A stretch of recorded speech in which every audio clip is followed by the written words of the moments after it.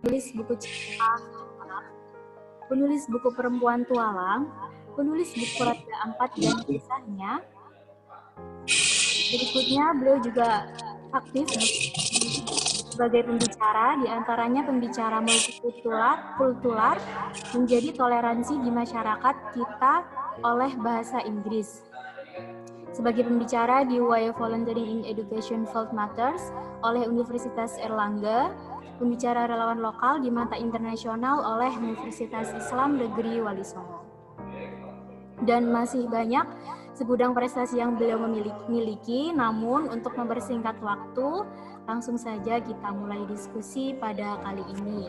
Kepada Kak Dwi Prastiawati, waktu dan tempat kami persilahkan. Terima kasih Kak Isna. Boleh minta bantuan share screen ya nanti ya? Boleh Kak. Boleh langsung di-share aja, nggak apa-apa. Assalamualaikum warahmatullahi wabarakatuh. Perkenalkan, sebelumnya nama saya Dwi Prastiawati, biasa dipanggil Owi ya. Jadi teman-teman kalau misalnya nyari Owi gitu, soalnya kalau nama Dwi nggak ada yang mau mengakui. Gitu teman-teman. Nah, saat ini saya sedang kuliah, ambil pasca sarjana. Dulu juga alumni UIN ya, UIN Wali Songo. Di jurusan pendidikan bahasa Inggris. Jadi kalau ada teman-teman dari pendidikan bahasa Inggris mau sharing, mau bahas perihal skripsi, tesis, atau apapun juga boleh banget gitu. Karena emang dasarnya suka bukan meneliti ya, suka membaca gitu teman-teman. Nah ini ada materi gender, jadi coba keluar dari zona nyaman ya. Karena emang biasa aku bahasnya volunteering, traveling, perempuan backpacking, dan lain-lain. Lebih ke teaching English juga gitu. Nah, ini sebenarnya kalau dibilang nggak menguasai juga enggak, tapi paling nggak tahu sedikit. Karena gender equality dan toleransi itu masuk pada salah satu dari 17 SDGs. Nah, SDGs itu apa? Jadi SDGs itu nanti aku jelasin gitu. Oke, jadi gender equality dan ASEAN tolerance. Jadi nggak spesifik tentang agama atau pakai ayat ya teman-teman ya. Jadi ini berdasar pengalaman pribadi yang mana memerlukan kesetaraan gender. Kesetaraan gender itu perlu banget gitu. Dan kemudian toleransi itu juga diperlukan dimanapun kita berada gitu. Karena kita kan berlatar belakang dari berbeda-beda ya, suku, ras, agama, budaya, dan lain-lain kayak gitu. Oke. Kedua, selanjutnya Kak. Gak apa-apa, ini emang PDF sih. Yang kedua. Gak usah tegang Kak, gak apa-apa. Oke, ini. Hey, I'm Owi. Ya, balik lagi tadi kenalan ya. Jadi benar itu CV aku yang dibacain Kak Isna tadi. Jadi agak banyak, tapi nggak usah dibacain semua sih Kak. Jadi malu gitu kan. Iya, nggak apa-apa. Ya, jadi sejak tahun 2019 aku mengatakan bahwa aku adalah travel volunteer. Travel volunteer itu adalah gabungan dari traveler dan volunteer. Jadi ketika ke satu daerah misalnya maunya traveling nih ke Bali, aku nggak mau kayak cuman traveling aja gitu teman-teman. Jadi harus ada titik volunteeringnya gitu. Nah, volunteeringnya apa sih? Volunteeringnya kita bisa mengajar, gitu. Kita bisa sharing nih ke orang-orang di pinggir jalan, kita bisa memberi apa yang kita punya gitu.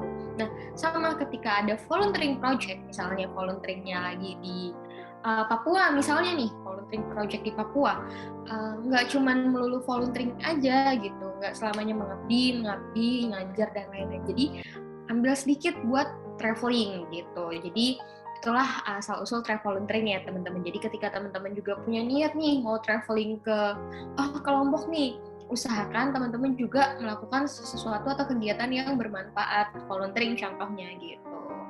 Nah, untuk teacher, jadi I'm a teacher.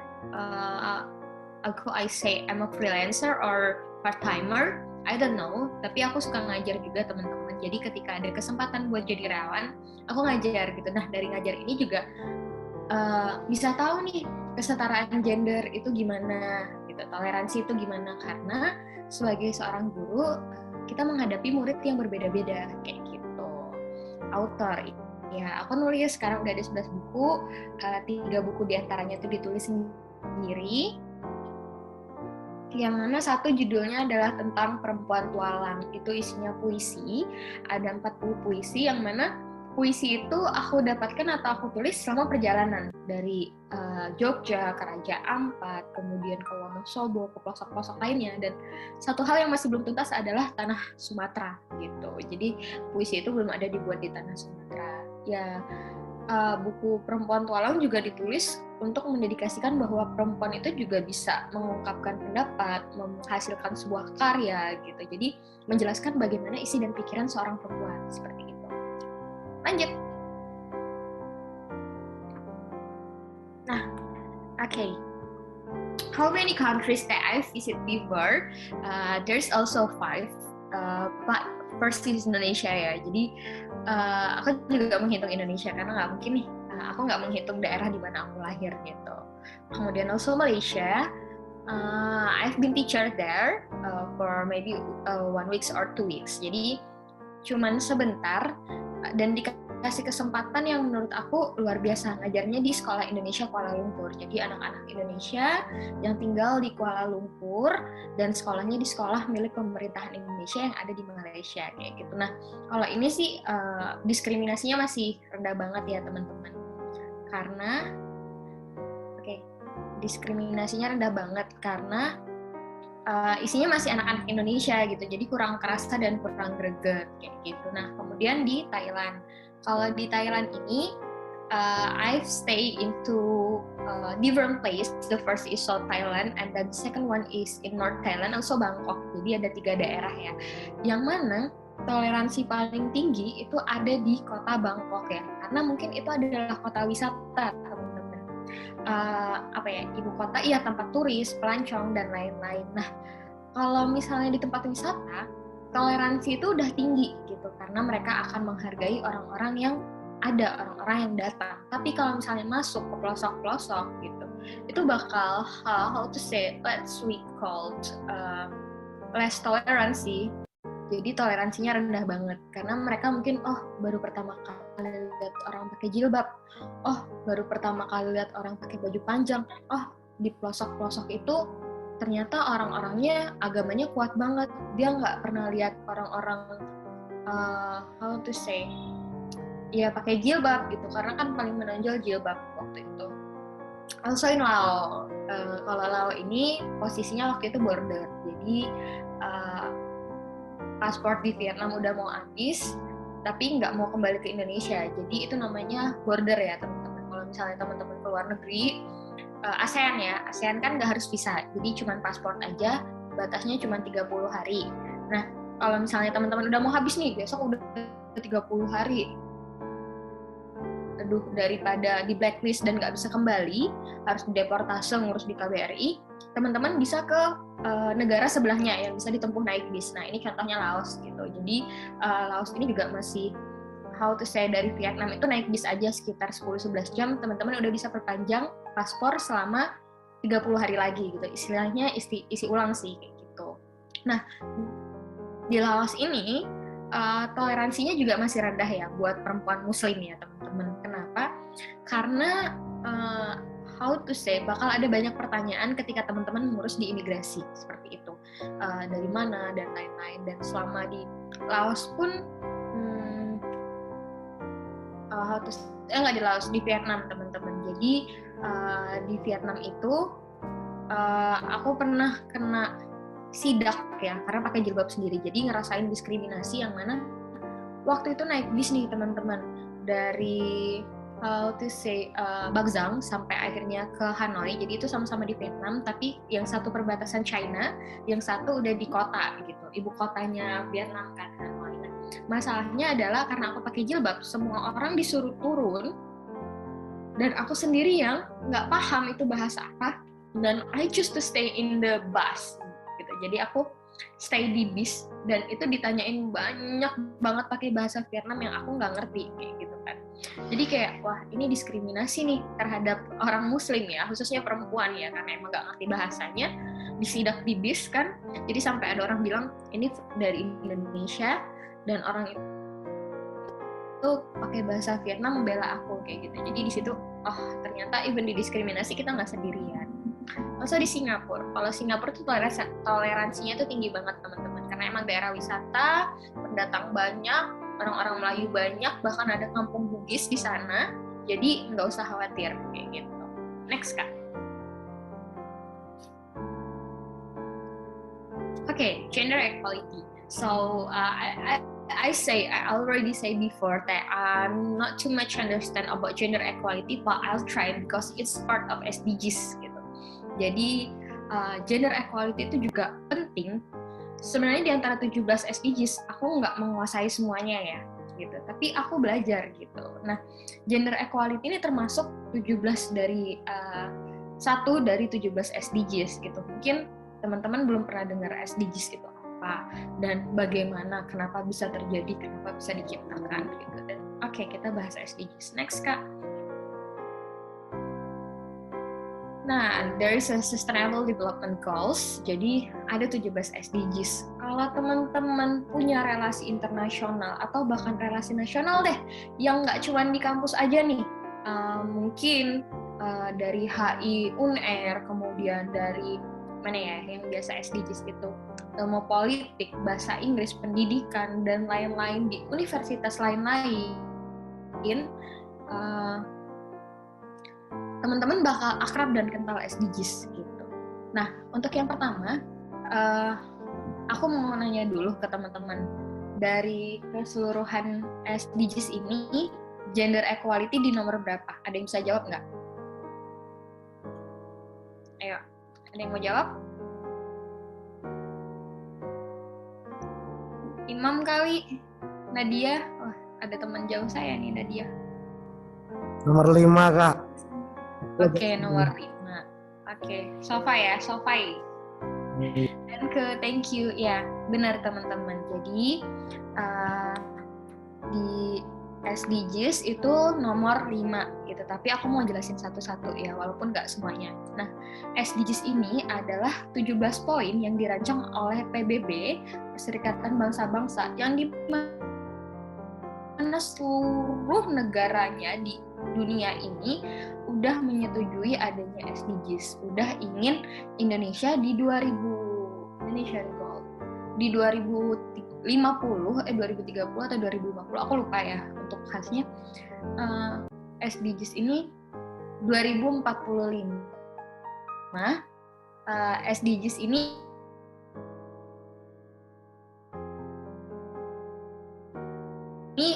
tercapai. SDGs ini pasti ada latar belakangnya, kenapa sih SDGs ini diadakan dan disetujui ya, karena itu pasti di daerahnya ada kemiskinan gitu. Kemudian di Indonesia juga ada kan. Nah, yang kedua, zero hunger, nggak ada lagi orang-orang kelaparan. Yang ketiga, good health and well-being, kesehatan yang bagus dan kehidupan yang layak. Dan yang keempat, quality of education, di mana pendidikan adalah tolak ukur gitu dari beberapa negara atau suatu negara sendiri. Gitu. Dan yang kelima, benar tadi Sofai bilang gender equality, karena negara menyadari bahwa ada banyaknya masalah diskriminasi gender, perempuan harus gini, kan banyak perempuan gitu. Kemudian di nomor 6 adalah clean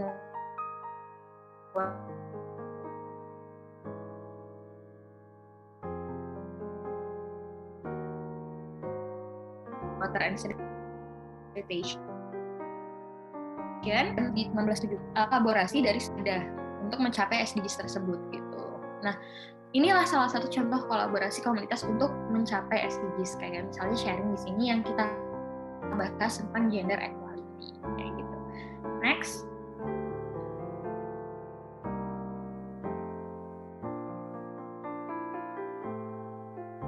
Nah, ini benar tadi ya. Jadi gender equality ini lambang perempuan dan laki-laki, kemudian sama dengan kesetaraan, yang mana ini dibahas di seluruh negara yang masuk ke dalam wilayah PBB gitu. Benar kata Sofai tadi.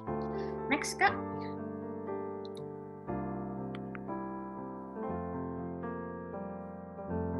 Oke, Nah, apa sih yang bisa dilakuin sama teman-teman atau enggak? Kalau misalnya lingkup besar negara, tapi kalau dari teman-teman, dari hal-hal kecil sendiri, yang pertama adalah mengakhiri segala bentuk diskriminasi terhadap kaum perempuan dimanapun. Nah, diskriminasi ini bisa apa aja, kekerasan, terus meremehkan kayak perempuan nggak bisa gini, perempuan nggak bisa gitu, kamu sih perempuan mah di dapur aja gitu kan, kamar, sumur, dapur gitu. Padahal nggak harus seperti itu, perempuan juga bisa nih bergerak di komunitas, bergerak di organisasi. Kemudian yang kedua, menghapuskan segala bentuk kekerasan terhadap kaum perempuan di ruang publik dan pribadi, termasuk perdagangan orang dan eksploitasi seksual, serta berbagai jenis eksploitasi lainnya. Menghapuskan semua praktik berbahaya seperti perkawinan usia anak, perkawinan dini dan paksa, serta sunat perempuan. Nah, aku punya pengalaman nih, pribadi ya, balik lagi ke pengalaman pribadi. Aku izin minum dulu ya, teman. Sorry.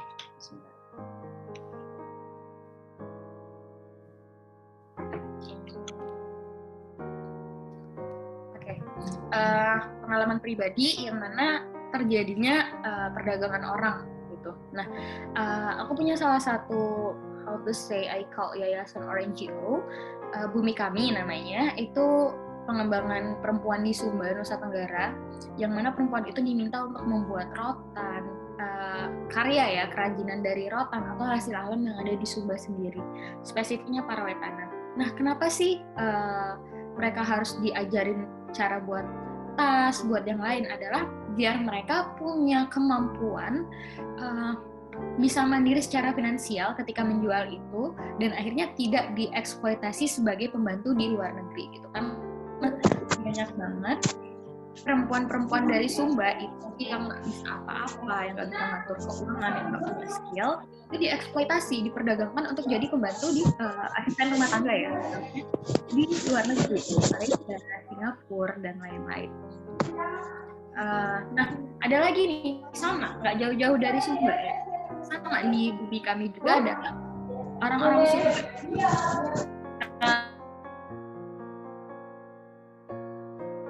Nggak banyak ya, ada beberapa yang khususnya kokok, kan punya harga babi di sana tuh mahal gitu. Jadi nggak jarang atau bahkan nggak boleh kaget di sana ketika melihat kanannya tuh nyusuin anak bayinya, tapi kirinya nyusuin babi. Kan ini kan salah satu hal yang harus diedukasi, di mana ya air susu ibu buat anak, air susu ibu bukan buat babi gitu. Tapi karena saking sayangnya dengan babinya, ya udah babinya ikut nyusu di ibunya itu gitu. Itu yang pertama. Terus balik lagi ke Parawetana atau di daerah Sumba itu adalah gimana pepaya atau hasil-hasil kebun itu lebih diberikan buat babi. Walaupun ini agak bergeser dari kesetaraan gender ya, tapi emang perempuan harus diedukasi biar nggak jadi eksploitasi dan lain-lain. Bahkan ada salah satu daerah di Jawa Barat juga yang melegalkan pernikahan dini gitu loh. Kayak gitu. Next, Kak.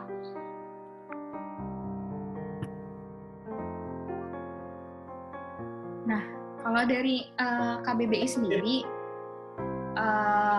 kesetaraan gender itu setara ya, sama tingginya dan sebagainya. Jadi kalau secara generalnya itu membuat perempuan dan laki-laki setara dalam hal apapun gitu. Lanjut.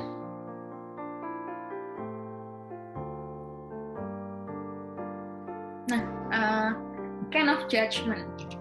Kind of judgment ini hal-hal yang apa ya, judging itu how to say in Indonesia ya, menjudge ya, mungkin kalau teman-teman udah identik menjudge. Judge apa nih yang pernah teman-teman dapatkan nih selama ini, apalagi yang di perempuan nih, coba jawab deh, aku pengen ada 10 jawaban berbeda. Coba, mau dari Kak Isna dulu deh.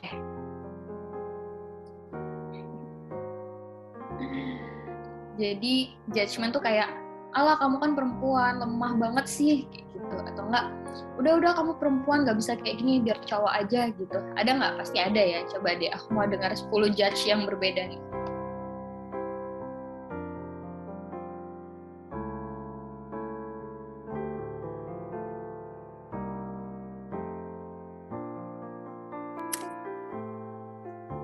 Oke, Sofa yang mau jawab, oh Kak Isna ada di situ. Enggak, Kak. Iya, nggak apa-apa. Gimana Kak Isna? Misalnya yaitu perempuan itu lemah, nggak bisa gitu. Laki-laki aja. Laki-laki aja. Oke, thank you Isna. Kemudian Sopai dong. Kamu pasti pernah nge-judge perempuan kan? Enggak pernah, Kak. Belum pernah yakin. Oke. Terus ada lagi nggak? Oke, nggak ada ya. Ya, nggak masalah. Nadia tadi mana ya? Aku melihat Nadia. Nadia, apakah kamu tidak ingin bersuara? Nadia Amanda nih teman saya dari Bogor. Salah satu kemarin sempat jadi pemimpin juga di salah satu project yang mana memimpin 100 orang, 50 anak-anak dan 50 kakak-kakak gitu kan. Jadi keren. Kind of judgment, iya benar. Perempuan itu lemah. Terus ada juga kayak perempuan tuh harusnya di sumur itu nyuci baju, nyuci piring, kamar tuh hanya melayani suaminya, laki-laki gitu, dan dapur masak. Atau enggak, kalau di bahasa Jawanya tuh kita dengar maca, masak, mana ya, perempuan maca, terus masak dan mana, jadi diminta untuk memproduksi anak terus menerus kayak gitu kan gitu. Nah selain apa yang Isna bilang juga apalagi ya, banyak sih sebenarnya kayak dari kita sendiri juga pesimis, kan aku cewek gitu, kenapa nggak cowok aja yang mimpin kayak gitu. Nah, gimana mau menyetarakan perempuan sebagai seorang pemimpin atau gender ya, kalau misalnya dari ceweknya sendiri juga nggak berani ngambil keputusan kayak gitu. Jadi dari diri sendiri juga harus dikuatkan dan dimantapkan seperti itu. Next Kak.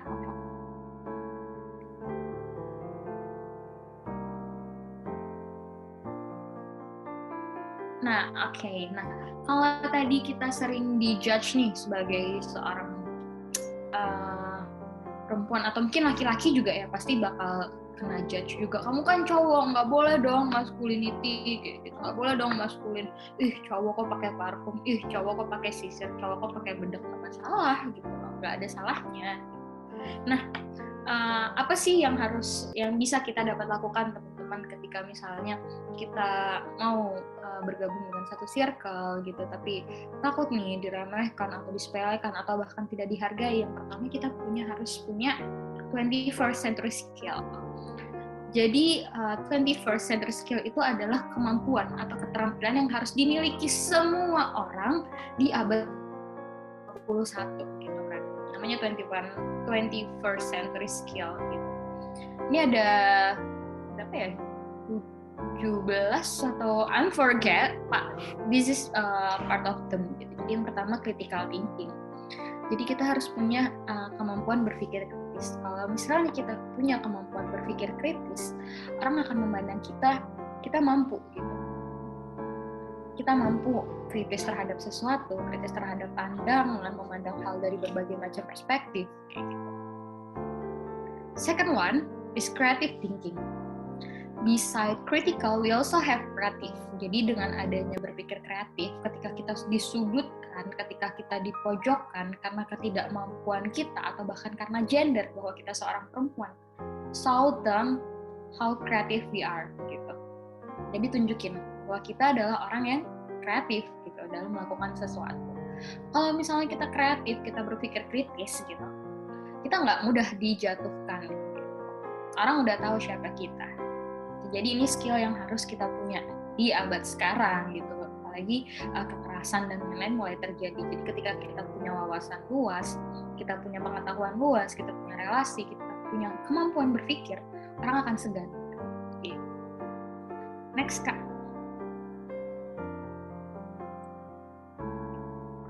Then growth mindset. How to say? Mindset. Nah, kita harus punya pola pikir atau pola pikir yang tumbuh gitu. Jadi ketika mungkin dijatuhkan, dijudge atau dibully, kamu cewek nggak bisa apa-apa, kita harus punya nih pola pikir yang tumbuh. Oh iya, mereka ngejudge aku nih, aku cewek atau aku cowok, aku dikatain lemah, aku harus ngapain gitu? Bukan malah pasrah, bukan malah lemah, bukan malah jatuh gitu, bukan malah down. growth mindset gitu. Jadi emang harus punya pemikiran yang tumbuh gitu, nggak cuma stuck di situ aja. Even you are in bullying atau kalian in the problem that you don't know how to solve it, kamu nggak tahu gimana cara ngatasinnya, harus punya pola pikir yang tinggi. Oh, aku didiskriminasi nih jadi perempuan nih. Oke, aku akan tunjukin kepada mereka. Aku mau bikin komunitas yang isinya perempuan semua, yang mana perempuan ini berkarya untuk Indonesia, yang mana perempuan ini mengembangkan di daerah-daerah pelosok. Gitu. Kemudian communicative skill. Nah, komunikasi itu penting juga teman-teman. Orang pacaran aja juga harus komunikasi kan, biar langgeng ya. Nih, buat teman-teman nih. Jadi di daerah manapun, di circle manapun, di lokasi manapun, komunikasi itu adalah hal yang penting. Jadi kalian harus menjaga komunikasi gitu. Ketika ada yang tidak suka dengan kalian, ketika disepelekan atau dijatuhkan harga dirinya, bangunlah komunikasi dengan baik. Tanyakan salahnya di mana gitu. Seperti itu. Kemudian next. Oh, ini Muslim tolerance. Jadi ini lebih ke pengalaman ya. Jadi kalau yang tadi tentang kesetaraan gender, nah nanti kalau ada pertanyaan dari teman-teman boleh ditanyain di belakang gitu.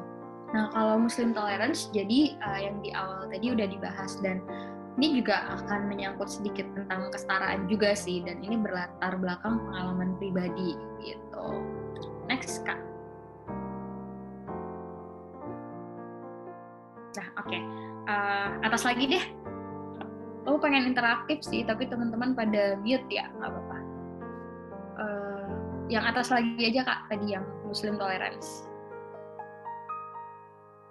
Nih, sebelum ke Muslim tolerance nih, ini nanti kenanya Isna lagi nih. Soalnya stay camp gitu kan. Sebelum ke Muslim tolerance atau pengalaman pribadi aku sendiri gitu. Nah, dari teman-teman pernah nggak sih merasakan diskriminasi gitu? Aku pengen dengar suara Wahid dong. Wahid pernah merasakan diskriminasi nggak? Diskriminasi pernah Mbak. Gimana tuh, ceritain dong. Bingung. Tapi diskriminasi terhadap cewek.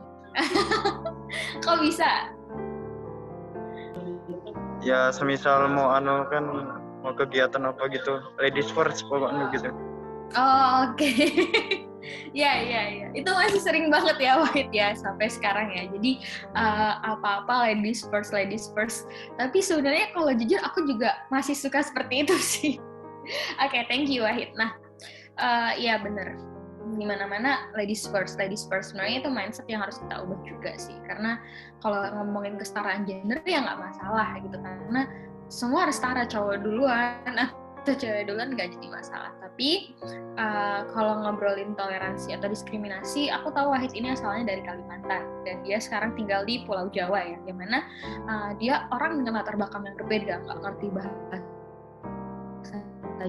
Jawa, terus juga logat Kalimantannya masih kental, ngomong anu, iyakah, itukah, ini mah gitu kan adalah logat-logat dari Kalimantan kan. Dan mungkin ya dengan suku yang berbeda dia juga mungkin dapat merasakan diskriminasi juga gitu. Yang mana diskriminasi ini muncul karena toleransi yang masih rendah gitu. Karena kayak kemarin nih Kalimantan jadi ibu kota, dibilang Kalimantan hutan, Kalimantan desa, banjir enggak, ada monyetnya enggak, tempat bekantan ya, kayak gitu. Jadi pasti banyak. Nah, diskriminasi itu hadir ketika teman-teman kurang memiliki rasa toleransi yang baik seperti itu. Jadi kalau misalnya teman-teman udah punya rasa toleransi, udah punya rasa menerima yang let's say tinggi, ya, teman-teman juga bakal ngerasa kayak ya udah gitu, nggak jadi masalah. Next Kak. Nah, ini dari latar belakang pribadi ya teman-teman selama di beberapa negara itu. Jadi ini termasuk let's we call discrimination also less tolerance that I face in there, especially in Vietnam or Hanoi. Karena waktu itu stay di Vietnam itu di let's we call homestay atau asrama ya. Jadi orang-orang asrama itu kan kuat banget ya. toleransinya gitu. Toleransinya, kemudian kekeluargaannya, keakrabannya. Jadi ada waktu dimana kalau misalnya belum semua ngumpul di meja makan, kita nggak makan, kayak gitu. Nah, di sini ada toleransi sama diskriminasi yang aku rasain selama makan. Misalnya yang pertama adalah pork. Jadi Muslim di Indonesia itu adalah privilege yang luar biasa. Karena kita bisa makan apa aja, kemana aja, selalu halal. Tapi kalau di Vietnam, no. Even you are want to cooking by yourself, it's quite difficult for you.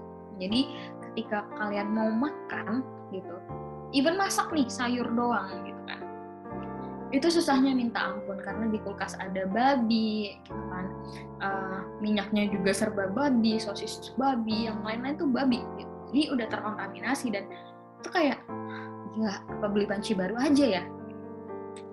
Susah banget, benar-benar Indonesia adalah privilege banget buat makan gitu.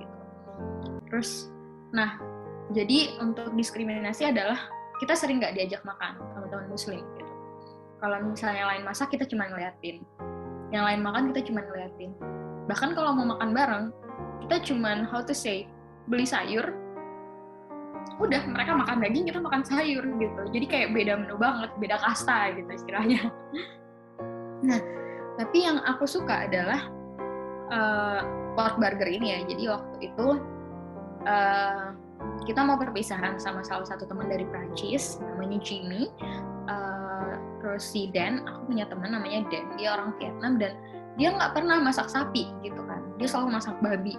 Nah ketika dia masak sapi itu tangannya pada luka-luka, kan mau bikin burger terus dicincang dulu gitu kan, dagingnya sampai halus banget, itu tangannya udah luka-luka karena dia bilang daging sapi itu keras banget, nggak kayak daging babi dan aku nggak mau masak daging sapi selain buat kamu gitu.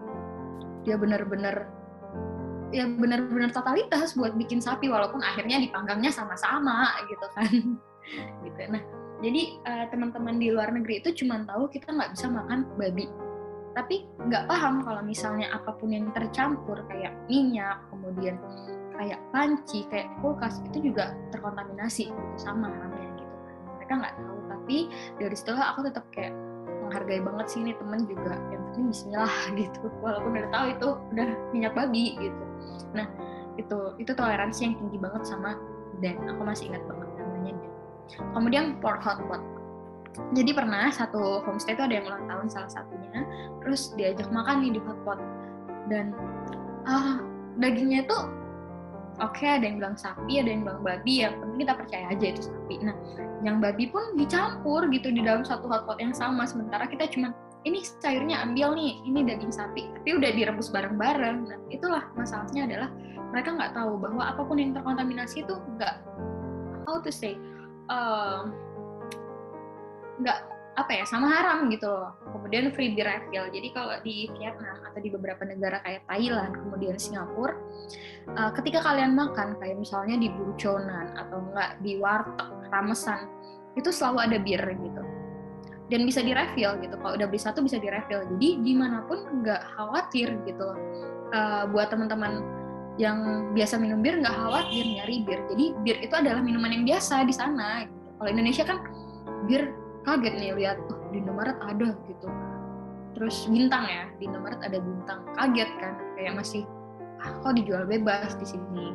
Kalau di sana enggak, di tiap warung tuh ada. Jadi ketika kita ditawarin kalau udah warnanya kuning, oh itu bir. Dan air putih tuh susah juga gitu, emang harus beli botolan kayak gitu. Jadi emang Indonesia privilege banget buat toleransi, benar-benar 5 agama bahkan lebih, dan mereka saling menghargai dan hidup barengan. Kita nggak ribet nyari makan, kita nggak ribet nyari tempat ibadah. Nah, kemudian freebie refill itu yang bikin aku ngerasa culture shock adalah teman-teman, ketika ada yang ulang tahun, pasti pulangnya dalam kondisi mabuk. Jam 2 malam, jam 3 malam, itu di homestay, di asrama, dan itu nggak masalah gitu. Ada yang muntah-muntah di depan homestay, ada yang muntah di dapur homestay, itu nggak masalah gitu. Jadi sebagai orang Indonesia yang mungkin jadi salah satunya Muslim di sana di homestay itu ngeliat tuh kayak masih kaget kan. Itu kita namain culture shock. Kalau teman-teman tahu, misalnya teman-teman lagi KKN, teman-teman lagi di daerah yang menurut teman-teman baru, terus teman-teman ngerasain kaget nih sama budayanya, itu namanya culture shock gitu. Nah, itu biasa mabuk, dan teman sekamarku pun waktu itu cewek selalu ngajak, "Wi, yuk ke Indomaret atau minimarket ya di sana, yuk ke Vietmart, ngapain, beli bir." Jadi kayak enak banget ya ngomong beli bir kayak gitu. Ya kayak gitulah teman-teman, toleransi. Tapi ketika teman-teman yang di sana tahu, teman-teman aku tahu di Vietnam, kalau misalnya Omi nggak bisa minum bir, mereka pasti bakal respect banget, cuman ngajak tapi nggak nawarin.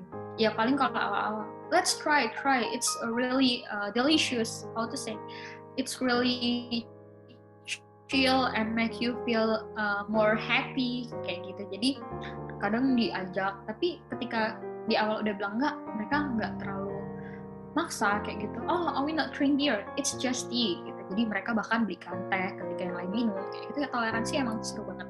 Next, Kak.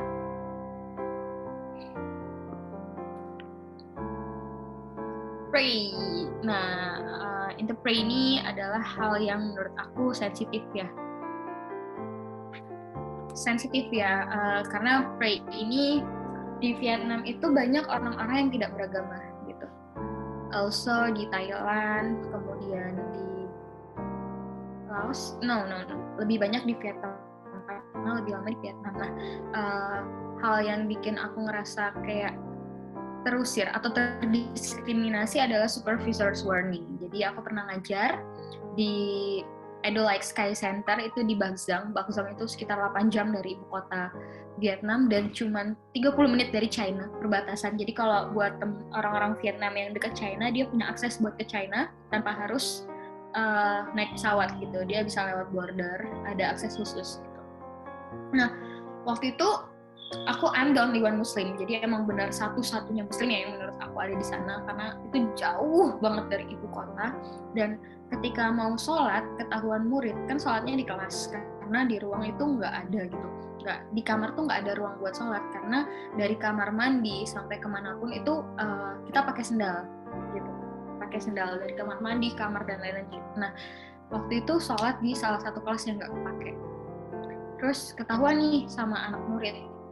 Anak muridnya ngelaporlah ke supervisor. Nah, supervisor itu langsung nerusin, nggak boleh sholat di sini nggak diizinkan untuk sholat, apalagi ketika murid tahu dan dilaporkan ke orang tua gitu. Jadi ketika orang tua tahu, nanti kursusan itu bakal jadi hal yang negatif gitu, padahal masalahnya cuma kita sholat gitu. Dan dari situ aku ngerasa kayak, sumpah nggak bisa sholat, nggak betah di sini, dan akhirnya mengundurkan diri secara langsung dan pergi ke kota gitu. Nah, inilah yang membuat aku ngerasa kayak, emang ada daerah-daerah tertentu yang untuk ibadah aja kita susah kayak gitu. Kemudian yang kedua adalah roommate reminder. Nah, untuk roommate reminder ini toleransi ya jatuhnya. Jadi waktu itu aku sekamar tuh campur cewek cowok selama 1 minggu, 2 minggu itu beneran kalau tidur nggak lepas jilbab. Kayak di video yang teman-teman lihat di awal tadi itu kan ada cowok pakai jilbab. Nah, itu posisi tidurnya tuh di atas kasurku kayak gitu. Jadi setiap dia mau atau gimana pun pasti harus buru-buru pakai jilbab dulu gitu. Nah, yang aku suka dari roommate reminder adalah dia selalu bilang, "Oh, we pray." Kan di sana nggak ada azan ya teman-teman. Kita harus ngeliat jam dulu, kemudian saling pakai alarm, saling ingetin, karena waktu itu yang muslim ada 3 orang, kemudian keberangkatan kedua ada 5 orang, 3 orang lagi deh beda rumah kan. Nah, ini tuh teman-teman lebih sering kayak, when you will pray, jadi kamu kapan sholat gitu, kapan ibadah ya, kapan sholat ibadah. Kenapa sih sholat harus pakai baju panjang yang menutup sampai kaki kayak gitu kan? Terus kenapa harus ada karpet, harus ada sejadah gitu kan? Terus banyak pertanyaan, tapi mereka selalu ngingetin untuk selalu sholat gitu loh. Gitu. Dan subuh, kalau misalnya bangun pagi-pagi subuh, dia tuh kucek-kucek mata kan, terus kayak, "Are you praying?" Yeah, but it's still 4 AM, jam 4 subuh kan. Jam 4 subuh kayak gitu. Jadi, nah remindernya itu yang bikin kayak ngerasa meskipun dia nggak punya kepercayaan, tapi kok mau nih ngingetin buat sholat terus. Dan yang aku suka adalah ketika aku udah pakai mukena di dalam kamar, mereka udah diem, musik dimatiin, lagu dimatiin, nonton dimatiin, buku ditutup, mereka ngeliatin gitu. Sampai itu selesai sholat, baru aku udah ngobrol, baru mereka aktivitas lagi. Itulah toleransi yang paling kuat ya aku rasain ya selama di luar negeri adalah yaitu ketika udah pakai makanan, mereka udah sadar mereka harus ngapain gitu, tenang, diem gitu. Kemudian azan privilege. Nah, kalau azan privilege ini yang benar-benar apa ya suatu privilege ya di Indonesia, tiap hari dengar azan, subuh dengar azan, bahkan sekali dengar bisa 5-6 masjid gitu. Di sana enggak gitu. Bahkan untuk masalah jamaah dengan orang-orang muslim di sana, kita harus nempuh perjalanan 2-3 jam. Dan itu juga harus nginep dulu gitu. Karena untuk balik pun jauh dan nyebrang sungai gitu. Dan ada satu-satunya masjid di kota itu. Gitu. Karena di sana cuma satu-satunya masjid, toleransi yang paling membahagiakan adalah Muslim community. Jadi teman-teman di sana ada orang-orang Muslim dari berbagai macam negara, dari Arab, kemudian dari Pakistan, dari Suriah dan lain-lain. Gitu. Jadi di situ ngerasa kayak wah, ketika jadi orang yang berbeda di negara orang lain, ketika jadi manusia minoritas, perempuan minoritas, oh ternyata ada nih yang ngerangkul kita. Jadi sering buka bersama bareng, terus juga waktu itu di Idul Adha ya, sembelih kurban bareng, terus juga orang-orang KBRI itu juga nggak biarin kita sendiri gitu selama di negara orang, kita dibantu dan lain-lain kayak gitulah. Itulah toleransi yang menurut aku nggak ada habisnya, nggak ada matinya kayak gitu di daerah orang gitu, di luar negeri kayak gitu sih teman-teman. Next Kak.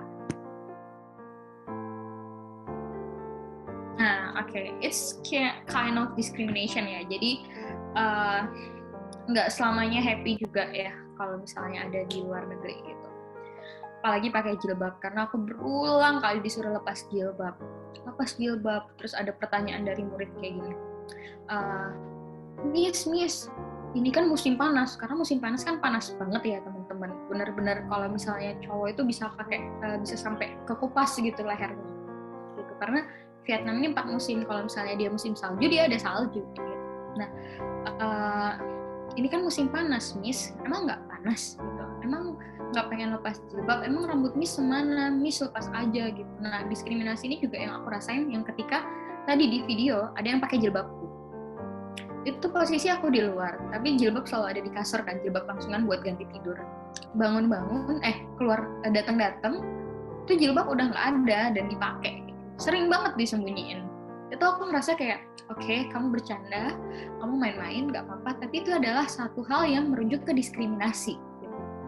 Jilbabnya dijadiin bahan bercanda, bahan ketawa. Gitu. Dia ateis, gitu. Yang cowok tadi ateis, namanya Rashid dari Chile. Daerahnya konflik, gitu. Makanya dia melarikan diri ke Vietnam. Nah, dia juga berulang kali ngajak, kenapa kamu harus menyembah Tuhan? Kenapa tidak menyembah matahari, kenapa tidak menyembah bulan, kenapa tidak menyembah lain-lain kan? Dan dia menjelaskan bahwa semua agama itu mengajarkan kebaikan. Karena dia ateis setelah mencoba semua agama.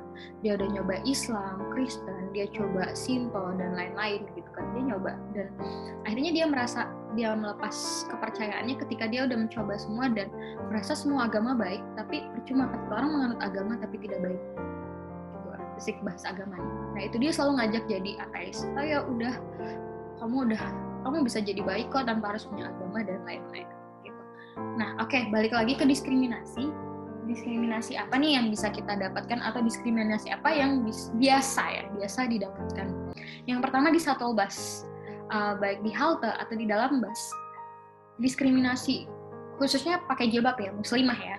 Itu sering banget ditatap sinis, kemudian nggak ada yang mau satu kursi, bahkan ketika ada kursi kosong kanan kiri depan belakang dan banyak orang yang berdiri tuh nggak ada yang mau duduk teman-teman. Jadi kayak gila nih kenapa ya, kok nggak ada yang mau duduk gitu. Ya udah di situ ngerasa kayak mungkin karena jilbab atau karena ya beda negara atau apa gitu. Nah kemudian di shelter bus aku pernah, jadi waktu itu nunggu bis dan ada anak kecil sama ibunya, digendong ibunya gitu kan. Kalau di Indonesia biasa ya kalau misalnya ada anak kecil kita godain kayak, hai adek gitu. Ih lucu banget, terus apa kayak gitu kan. Nah aku tuh coba kayak gitu di Vietnam kan, terus sok-sok negur, hai adek gitu. Dan ternyata ibunya ngeliat aku terus tiba-tiba pergi, nggak jadi nunggu bis. Bilang, ya ampun, itu adalah hal yang kayak, emang kenapa sih dengan diriku? Mungkin sih karena emang baru lihat nih pakai jilbab, kemudian dari beda negara, takut gitu kan. Kemudian village itu di desa teman-teman. Jadi kalau misalnya teman-teman baru ke luar negeri terus masuk desa, ada yang desa yang kayak masih takut menerima orang baru atau warga baru. Ini yang kayak di Bagzang. Kemudian di English course yang tadi yang kayak aku nggak boleh sholat, kalaupun sholat dan ketahuan anak bisa jadi English course itu kekurangan peminat karena ada orang muslim di dalamnya kayak gitu. Jadi emang keluar negeri itu nggak selamanya happy, keluar negeri itu nggak selamanya seneng, keluar negeri itu nggak selamanya bahagia, keluar negeri itu nggak selamanya wah gitu. Tergantung negara dan bagaimana kita menyikapinya kayak gitu.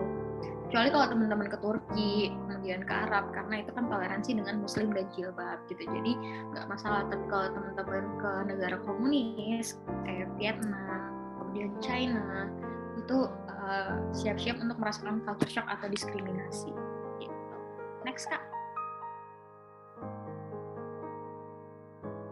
Nah, we almost in the end. Tolerance is not about not having beliefs, it's about how your beliefs let you to treat people who disagree with you. Jadi toleransi itu bukan tentang memiliki kepercayaan gitu kan, tapi tentang gimana sih kepercayaan itu memimpin kamu untuk how to treat people, how to treat people, how to say treat ya, melakukan memperlakukan orang lain yang tidak setuju sama kamu. Timothy Keller. Next. Dankeschön itu artinya terima kasih bahasa Jerman. Balasnya Jerman. Dankeschön, terima kasih teman-teman. Kak Isna, boleh langsung ke slide selanjutnya apa mau pertanyaan dulu?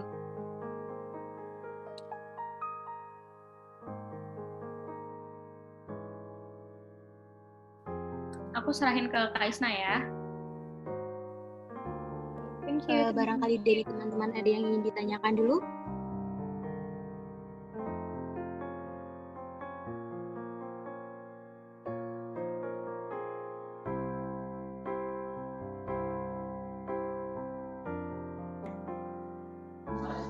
Aku mau bertanya Kak Awi. Boleh, Hit. Ya. Kan dari tadi aku dengarnya itu masalah pengalamannya Kak Uwi yang di luar negeri. Terus aku pengen dengar tentang kesetaraan gender di luar negeri. Misalnya kan laki-laki dan perempuan itu bagaimana? Apakah sama kayak di Indonesia, maca, apa segala macam, kamar, dapur, sumur, gitu. Atau beda gitu? Iya, aku udah kepikiran mau jelasin itu ya, tapi kok kelupaan ya, Hit ya. Oke. Untuk kesetaraan gender di luar negeri ya, khususnya Vietnam, karena lamanya emang di Vietnam dan benar-benar bergabung dengan masyarakat di Vietnam adalah beda sih. Kalau di Vietnam itu kurang lebih China, di mana perempuan China Jepang ya, etos kerjanya tinggi gitu. Jadi nggak membatasi perempuan atau laki-laki buat kerja. Kalau di Indonesia kan masih ada nih growth mindset yang kayak udah perempuan di rumah aja nih, perempuan nikah aja nih udah 20 tahun, nanti ketuaan. Loh nggak, di sana masih ada yang 27 tahun kerja, 30 tahun kerja. Karena teman sekamar aku sendiri adalah orang yang gila kerja, cewek ya. Orang yang gila kerja, dan di sana perempuan nggak kerja, ya harga dirinya gimana ya? Ya harga diri gitu. Bahkan teman aku yang kuliah juga banyak banget yang udah kerja gitu. Nah, di sana adalah kesetaraan gendernya tinggi, di mana perempuan juga memiliki hak yang sama buat bekerja atau beraktivitas di luar rumah itu. Tapi bedanya adalah kalau di Indonesia, kalau misalnya nanya nih ke perempuan, kamu kerja di mana, sebagai apa, itu kan adalah hal yang biasa ya. Kalau di Vietnam, pertanyaan kamu kerja apa, kamu kerja di mana, pekerjaanmu apa, itu adalah hal yang sensitif, nggak boleh kayak gitu. Jadi kita cukup tahu perempuan itu kerja, tapi kita nggak boleh nanya gitu, itu kerja di mana dan bagaimana, karena itu adalah hal yang sensitif banget sih untuk ditanyakan kayak gitu sih, Hit. Nah kemudian kalau kesetaraan gender selain kerja ya, ngajar dan lain-lain, di sana juga perempuan atau etos kerja pendidikan perempuan itu bagus banget ya. Jadi di homestay aku itu hampir semuanya pengajar dan di homestay juga buka kelas gitu kan. Nah di sana itu menyarankan bahwa ya udah gitu perempuan belajar setinggi-tingginya, bahkan banyak anak yang usia 19-20 perempuan ya, itu diantar orang tuanya buat belajar gitu. Jadi emang nggak ada keterbatasan buat perempuan atau laki-laki buat belajar dan mendapatkan haknya yang sama di bidang pendidikan. Seperti itu sih, itu di bidang pendidikan dan karir. Itu Wahid. Thank you. Anything else guys?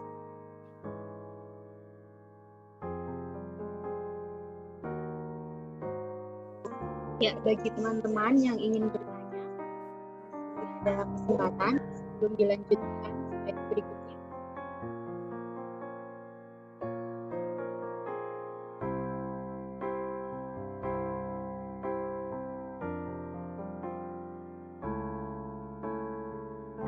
Pada tertarik keluar negeri nggak sih? Soalnya seru banget. Pengennya liburan. Beda ya kalau belajar ya.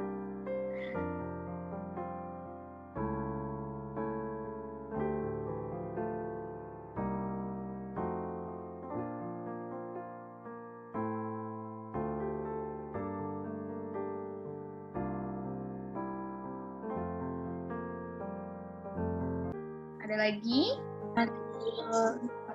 Pertanyaan, boleh dilanjut slide berikutnya aja nggak apa-apa Kak? Oke.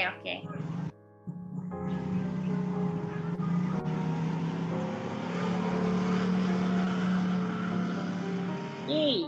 Nah, teman-teman aku mau infoin ini kan. Oke.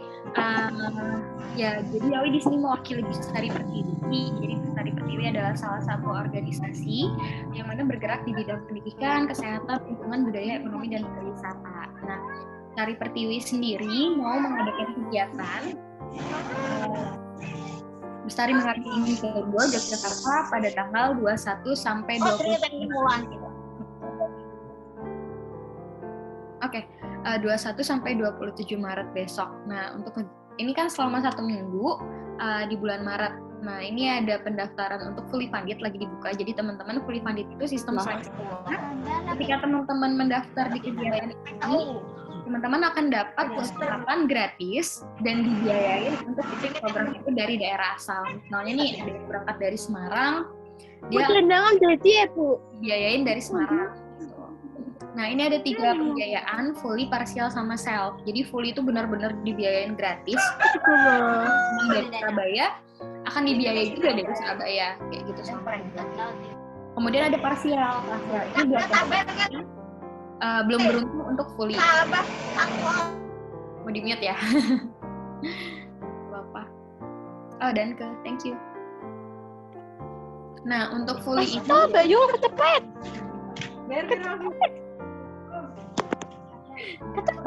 Apa? Mbak, di-mute Mbak, berisik loh. Oke, nggak apa-apa teman-teman. Yaitu fully. Nah, ini aku mau ngasih penawaran nih buat teman-teman yang ada di sini, buat semuanya ya, mau panitia atau peserta. Yang pertama adalah buat teman-teman yang daftar, aku kasih, ini kan pendaftarannya 50.000 nih, aku kasih potongan 15.000. Jadi, wait, aku cek lagi. Sebentar teman-teman. Aku kasih potongan. Sebentar. Oh iya, aku kasih potongan 15.000 untuk biaya pendaftarannya. Jadi teman-teman yang mau daftar cuman bayar 35.000. Itu nanti ikut proses seleksi sampai selesai gitu. Nah, kemudian buat teman-teman yang nggak berhasil di fully funded atau harus dapat partial funded, kalau partial fundednya kan 450 ya, teman-teman juga bisa dapat potongan sebanyak 100.000, di mana teman-teman cuma bayar 350.000 itu untuk partial funded gitu. Jadi teman-teman nggak harus bayar penuh, teman-teman dapat potongan. Nanti kalau misalnya ada yang tertarik nih, karena ini kegiatannya 1 minggu dan nasional, kita juga akan ambil peserta dari berbagai macam daerah, baik Jawa maupun luar Jawa kayak gitu. Nah, untuk teman-teman yang tertarik nanti boleh list di Kak Sopai di kontak person yang kegiatan ini ya, webinar ini. Atau juga boleh WhatsApp aku nanti, tapi enaknya list ke Kasopai ditunggu sampai jam 12 malam ini gitu ya teman-teman. Jadi dapat peluang dan kesempatan banget nih buat teman-teman buat berkegiatan secara nasional nanti, karena kegiatannya juga bakal ngajar, bakal cek dan tes kesehatan gratis buat masyarakat, dan ini di pelosok Jogja gitu. Jadi buat teman-teman yang di Semarang atau di daerah lain nggak usah terlalu khawatir ya, nggak usah khawatir kejauhan gitu. Selama 1 minggu biaya tadi atau fully funded itu udah termasuk makan dan lain-lain, transport dan lain-lain. Itu sih cukup sih.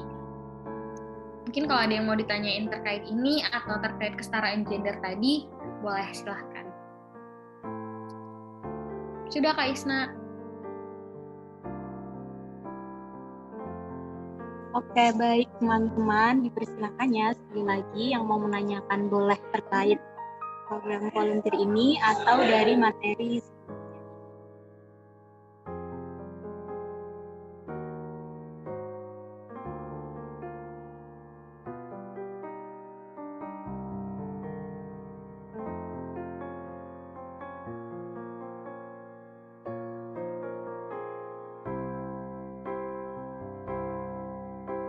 Kak Isna ke-mute ya?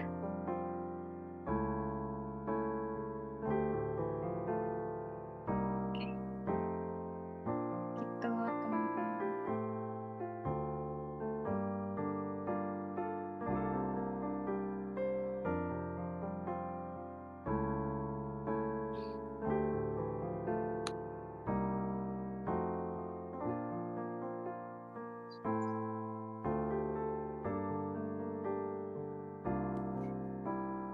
Ini Wahid, Ya Isna. Kak, saya mau bertanya Kak. Boleh? Gimana? Misalnya nih, saya kan dari Kalimantan tuh. Berarti kalau dapat fully funded, pesawatnya pulang pergi dibayarin nggak? Iya, dibiayain. Tenang aja teman-teman, bisa lolos seleksi ya. Isi formnya harus berkualitas karena hal yang ditanyakan di situ adalah terkait pengalaman organisasi gitu. Kenapa sih harus nanyain pengalaman organisasi atau pengalaman komunitas? Karena di era sekarang organisasi adalah komunitas adalah hal yang penting tuh. Jadi teman-teman harus punya background organisasi atau komunitas ya, termasuk di kampus juga nggak masalah gitu. Karena dengan adanya bergabung organisasi atau komunitas, kita jadi punya skill gitu teman-teman. Wahid mau daftar? Ditunggu loh.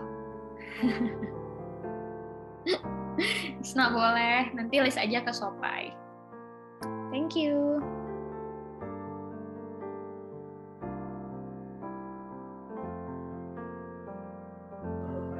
Ya, teman-teman bisa menanyakan lewat via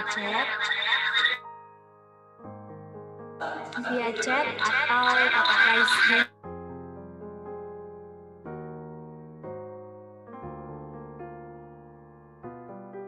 Bisa via chat atau raise hand dan menanyakan secara langsung ya.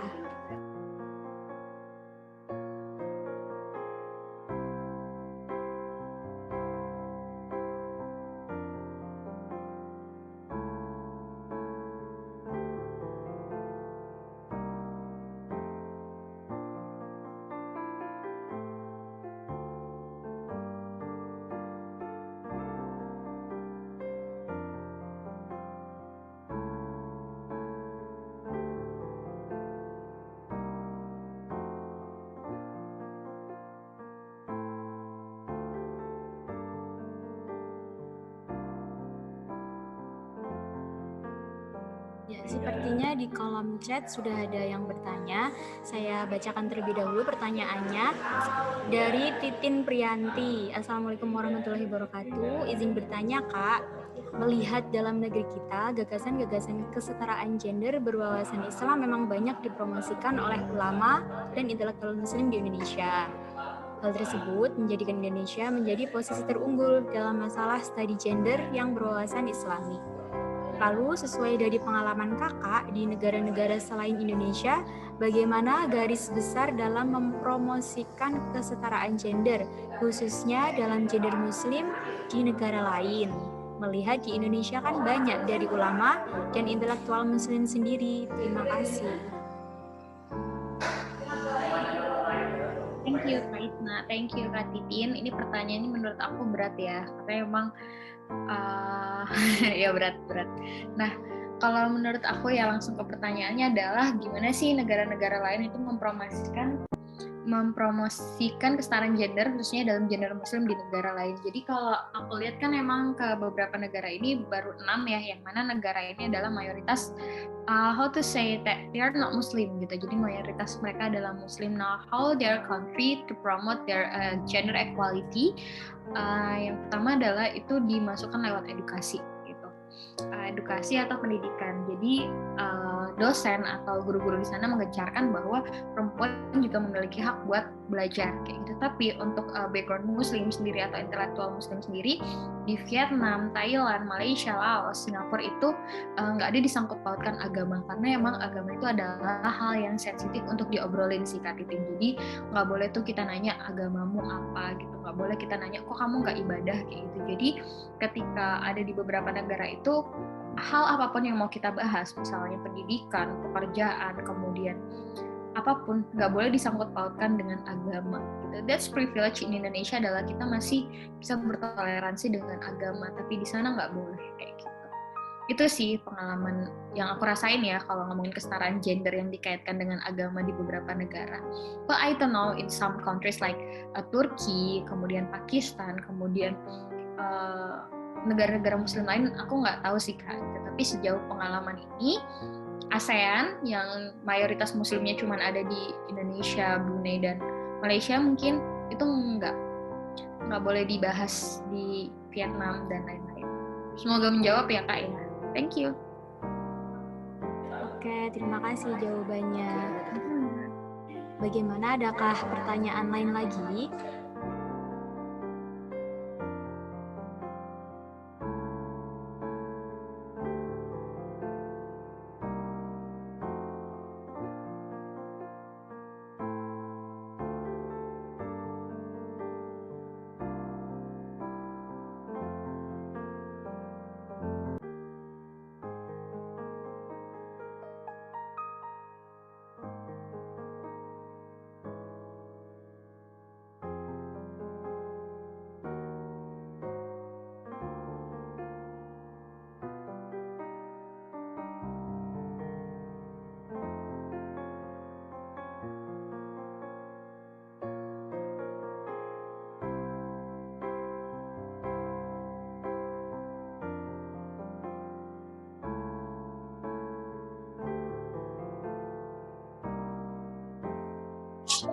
Ada lagi?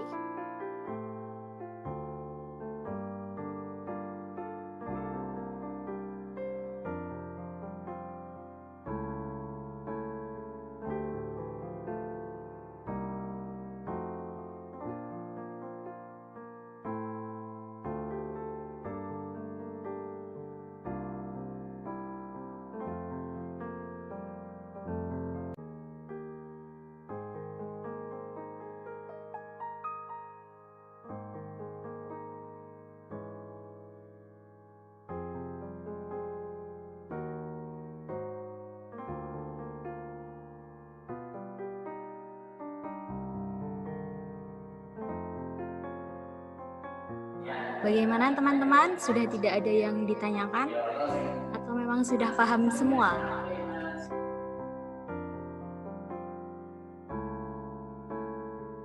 Kayak kuliah Kak Isna.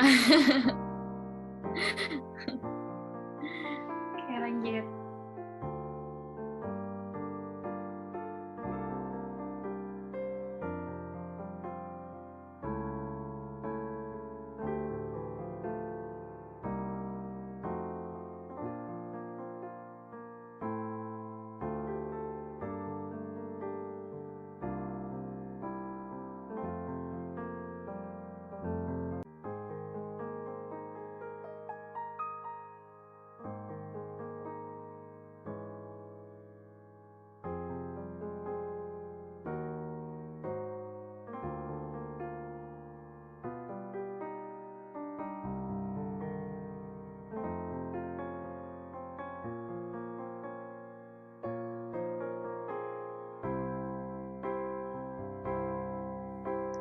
Boleh.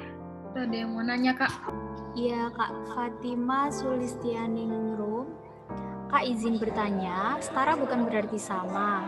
Lalu, patokan apa yang harus digunakan untuk memastikan bahwa antara gender laki-laki maupun perempuan itu telah adil alias setara?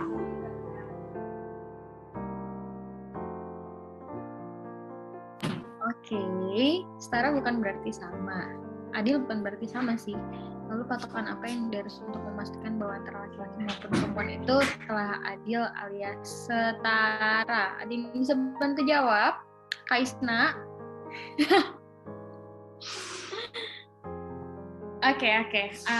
Dari pendapat aku ya, Kak Fatima Sulistianingrum, maaf nih kalau salah, atau mungkin teman-teman yang tahu bisa menambahkan ya, karena emang I just try to learn about gender equality in this time.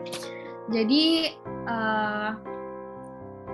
gimana ya, memastikan bahwa antara gender laki-laki maupun perempuan itu telah adil alias setara. Berat sih. Itu kalau dari aku, perspektif aku pribadi adalah ketika kita udah merasa kedua orang ini ya, gender laki-laki atau perempuan, misalnya dalam satu circle udah merasa cukup atau adil gitu. Kalau misalnya ambil contoh nih, ngomongin adil atau setara, sebenarnya adil sama setara beda sih teman-teman gitu. Jadi kalau setara itu sama, kalau dari perspektif aku ya setara menurut KBBI tadi kan setara atau sama. Nah, tapi kalau adil itu yang emang nggak tentu sama gitu. Kalau adil misalnya perempuan cuma bisa makan 1 roti, sementara laki-laki bisa makan 2-3 roti gitu. Nah, itu adil gitu, dan mereka merasa mereka semua sama-sama merasa terpenuhi atau tercukupi kayak gitu. Tapi kalau setara itu sama sih kayak gitu ya menurut aku ya. Jadi adil dan setara itu beda gitu teman-teman. Tapi mungkin kalau misalnya Kak Fatimah mau ada yang didiskusikan atau mau ada tambahan, boleh deh, karena aku juga baru paham kalau ada pemahaman lain bahwa adil itu setara kayak gitu. Kalau di aku perspektif, setara itu sama, tapi kalau adil itu nggak sama kayak gitu. Mungkin Kak Isna mau nambahin, Kak? Oke. Iya, semoga menjawab ya Kak Fatimah. Minta maaf nih Kak Fatimah. Terima kasih. Oke, terima kasih jawabannya Kak Awi.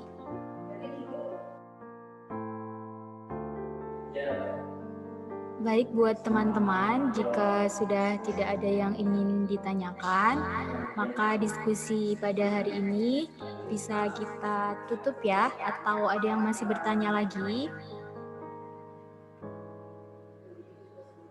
Ya, sepertinya memang semoga sudah paham dengan materi yang juga sangat memahamkan. Baik. Alhamdulillah kita sudah mencapai di penghujung acara. Mari kita tutup acara diskusi pada hari ini dengan bacaan hamdalah bersama. Alhamdulillahirrabbilalamin. Sebelum saya tutup, satu kesimpulan yang bisa saya dapatkan yaitu semakin tinggi ilmu pengetahuan seseorang, maka akan semakin besar pula tingkat toleransinya. Jadi mari kita bersama-sama meningkatkan pengetahuan kita untuk menambah rasa toleransi kita terhadap sesama, baik di dalam negeri maupun di luar negeri. Semoga diskusi ini bermanfaat untuk kita semua. Saya selaku moderator menyampaikan mohon maaf apabila terdapat kesalahan dalam membawakan acara pada diskusi kali ini. Sekian yang dapat saya sampaikan, kurang lebihnya mohon maaf. Wassalamualaikum warahmatullahi wabarakatuh.